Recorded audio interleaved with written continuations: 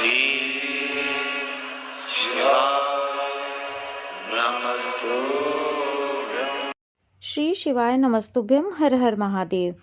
यदि आपके ऊपर कितना भी बड़ा कर्जा क्यों न हो गया हो, शमी पत्र और शहद का यह उपाय करेगा आपकी सारी समस्याओं का अंत।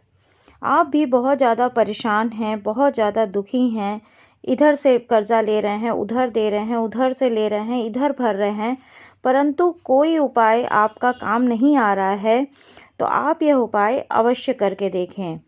इस वीडियो में कर्ज मुक्ति के लिए 2 विशेष उपाय बताए गए हैं, तो चलिए सुनते हैं दोनों ही उपाय गुरुजी के श्रीमुख से। कितना भी कर जाओ, कितना भी लोन चढ़ा हुआ है, भगवान अब उसके भरोसे पर छोड़ दो कि हमने कुबेर भंडारी के भरोसे पर छोड़ दिया, हमने कुबेरेश्वर महादेव के भरोसे पर छोड़ दिया, हमने तो शिव को दे दिया। पर विश्वास रखकर कपड़े भी चेंज कर देते हैं, अलग अलग कलर के वस्त्र भी पहना देते हैं, पर कभी आपके घर में जो शिवलिंग विराज रहा है, आपके घर में जो शंकर जी की पिंडी शिवलिंग विराज रहा है, स्वरूप विराज रहा है शंकर जी का, तो कभी आपने उनके कपड़े चेंज करे क्या? नहीं, क्योंकि वो एक जैसा है। और कपड़ा भी पहनाओगे तो क्या पहनाओगे ये बताओ? वो शिवलिंग के बस एक काम कर सकते हो, ऐसा एक छेद कर कर वो पिंडी के अंदर, शिवलिंग के अंदर वो कपड़े को ढककर बस नीचे की जलाधारी पर वस्त्र बिछा सकते हो, पहना सकते हो। पर शिवलिंग को कोई वस्त्र पहनाओगे क्या? आपके यहां भी तो शिवलिंग होगा? नहीं।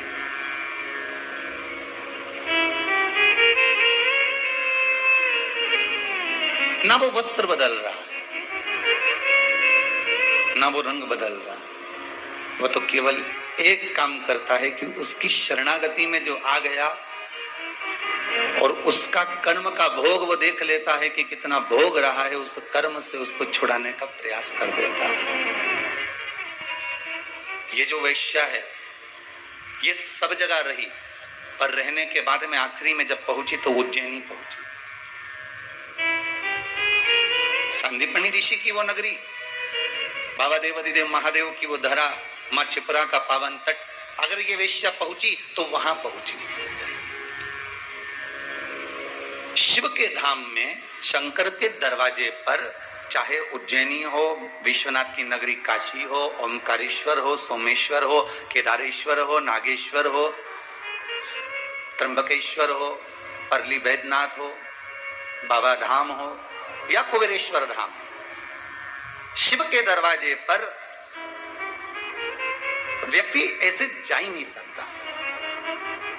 शंकर के दरवाजे पर कोई ऐसे जा, क्योंकि शिव कहां का निवासी है? या तो कैलाश पर रहता है या फिर वो शमशान में रहता है। आप बद्रीनाथ चले जाओगे, केदारनाथ चले जाओगे, आप रामेश्वर, द्वारका, जगन्नाथ सब दूर घूम कर जाओगे, वृंदावन, गोकुल, बरसाना 50 बार चले जाओगे, सब दूर चले जाओगे, पर आपसे कोई कहे कि आपसे कोई पूछ ले, क्यों जी जी तुम ये बताओ कि तुम कैलाश कितनी बार गई? तो कोई तुमसे पूछे तो कैलाश हम नहीं गए भैया, वहां तो जाओ तो खूब खर्चा होता है, 1-1.5 लाख का तो टिकट ही टिकट हो जाए, और ऊपर से जो खर्चा है अलग। और खर्चा तो जाने दो, वहां पानी के अंदर सबसे बड़ा टेंशन तो ये, वहां ऑक्सीजन नहीं मिले, निपट गए तो फिर क्या मिले? और फिर कोई ने पूछ लिया, क्यों साहब वृंदावन कितनी बार गए हो? अरे वृंदावन तो हमारे वो जीजी के लड़के के साथ चले गए, तो फिर हमारे मामा का छोरा गया उसके साथ चले गए, फिर हम दोनों भी घूमने चले गए, फिर हमारे बच्चों को भी दर्शन करा, वृंदावन तो हम खूब गए। फिर कोई तुमसे कहे कि तुम उज्जैनी था, यह शास्त्र कह रहा है कि शिव के दरवाजे पर जाना बहुत कठिन है। शंकर जिसको बुला ले, शिव जिस पर करुणा कर दे, और शंकर जिसको हाजिरी देकर आमंत्रित कर ले, बस वही केदारनाथ जा सकता है, वही उज्जैनी महाकाल जा सकता है, वही विश्वनाथ की नगरी काशी जा सकता है, वही कुबेरेश्वर धाम जा सकता है, और वही चाहे केदार हो, चाहे ओमकारेश्वर हो, सोमेश्वर हो, नागेश्वर हो, वो वहां तभी जाएगा जब बाबा बुलाएगा। शिव कहते हैं कर्जा हो भी गया तो चिंता नहीं करना, शमी का पत्ता शहद में डुबो, श्रावण के महीने की 10वीं तिथि, कौन सी? श्रावण के महीने की 10वीं तिथि एकादशी के एक दिन पहले श्रावण महीने की 10वीं तिथि को शमी के पत्ते को चाहे 21 हो, 11 हो, 51 हो, उसको शहद में डुबोकर शंकर भगवान के शिवलिंग पर उसको श्रृंगार करो। केवल चढ़ाना नहीं है, जब शहद में डूब जाएगा तो वो चिपक जाएगा।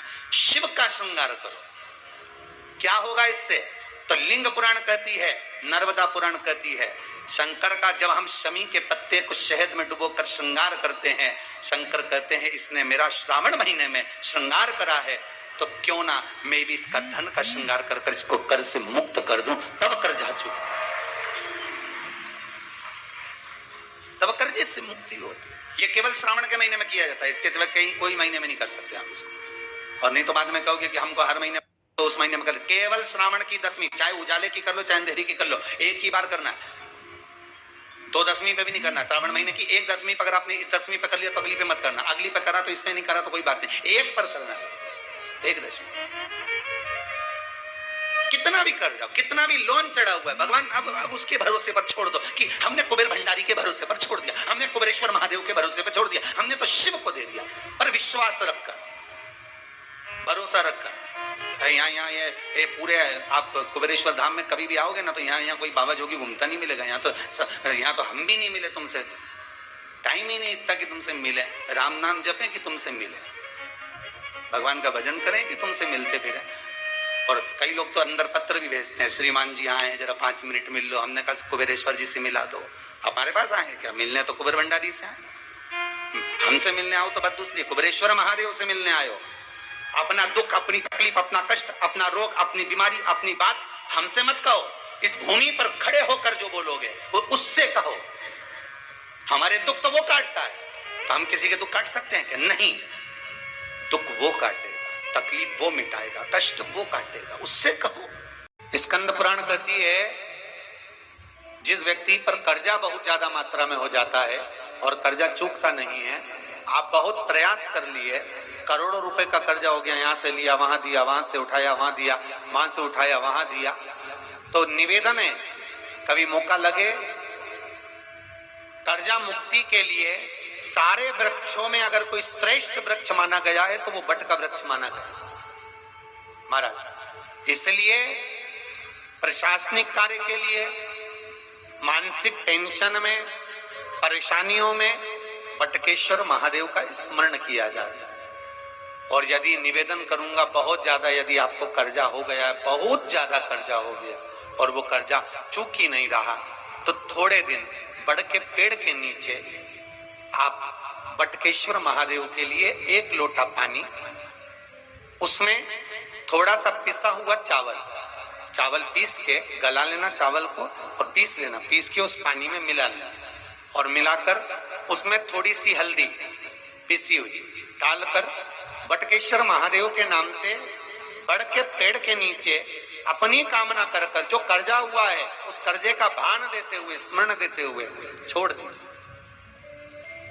महाराज 2 या 3 सोमवार एक ही जगह पर करना, 3 सोमवार बाद वहीं से बड़ के पेड़ की थोड़ी सी जड़ उठा लाना और उस जड़ को एक कोई धागे में बांधकर या तो अपनी गले में डाल लो या अपनी जेब में पटक लो, उसको थोड़े दिन पटक कर रखना, लगभग 2 से 3 महीना पटक कर रखो। वो जड़ जैसे बड़ का पेड़ विस्तार होता है, पानी गिरे ना गिरे, जल वृष्टि हो ना हो, गर्मी पड़े ना पड़े, उसको कोई फर्क नहीं पड़ता। बड़ का वृक्ष आप रूप फैलता जाता, उसकी जड़ें अपने आप प्रबल होती है। उसी तरह ये बटकेश्वर महादेव कहीं से भी अगर जड़ आपके पास में रखी है 1 महीना, 2 महीना, 3 महीना तक, तो ये जड़ अपने आप लक्ष्मी को पकड़कर खींच कर लाती है और कर्जे से मुक्त कर देती है। बटकेश्वर महादेव का स्मरण सुख का देना है।